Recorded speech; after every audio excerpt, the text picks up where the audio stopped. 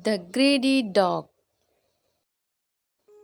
Once there was a dog who wandered the streets night and day in search of food.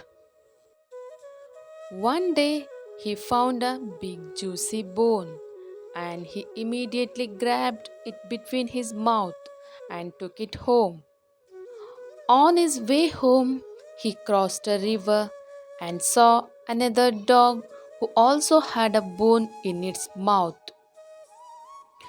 He wanted that bone for himself too, but as he opened his mouth, the bone he was biting fell into the river and sank.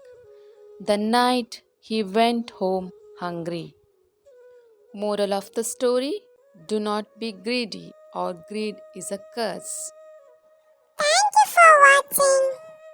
Please subscribe the channel.